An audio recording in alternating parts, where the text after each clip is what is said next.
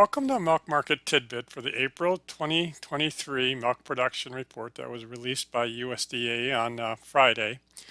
This is Dr. Lawrence Jones, and I'm recording this on May 20th, 2023.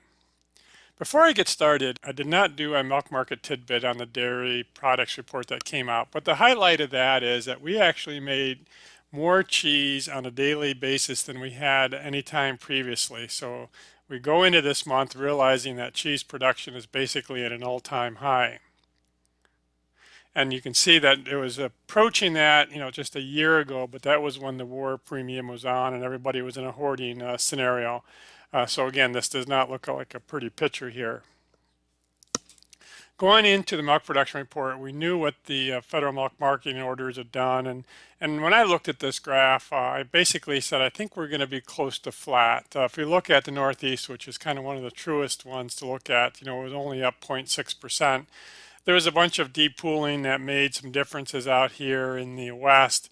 So when I got all done looking at it, I thought we'd be just about flat.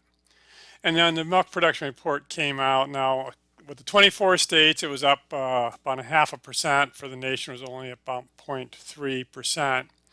But if we look at how we thought it would typically come in, which is the column here versus how it actually came in, and then the first column is the March numbers. It was up about 0.2% on a daily basis, so pretty much flat. So let's look at these cow numbers first. And so what we had back in here somewhere was the USDA did a quarterly report and changed cow numbers around a little bit, and it really popped up there in March, and it came back down in April. And so this all here is, I think, a bit of a blip, but it's definitely up from the 9.41 that we'd been trending there for just a little while. And again, we're about where we were back in 2018, and there were more cows in 2021, but overall, still a lot of cows at 9.43. If we look at the recent slaughter data, the latest report is from the 6th of May, and we slaughtered about 57,000. That's way off of the 67,000 that we were back here in March. And so we put this on a call rate, and again, I'm using the numbers that we actually got in the milk production report, and you realize that we're about 32%. Now, if we add another 7 or 8, whatever you guys want to add for deads, that's going to give us about a 40% turnover rate.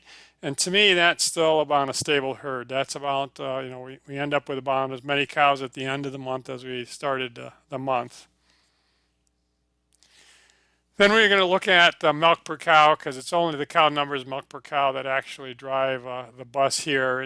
And the milk per cow came in just a little bit below trend line, but again, very strong. I've been thinking that maybe we're trailing off into a plateau here, so we'll have to see if that is going to hold out here for the next year. But right now, this trend line is up about 0.87% per year.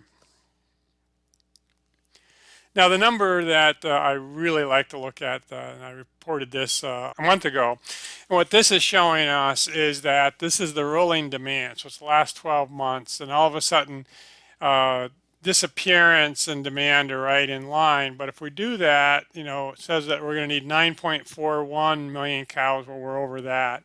And we need, 621 million pounds a day. And if we go back to where we were here, we're at 640. So we've got more production and probably more cheese than what the disappearance is holding. All right, so this next week, we're going to have the third National Dairy Sales Report in May and the cold storage report. All right, that's it for me, and I'll get you another report with the cold storage report.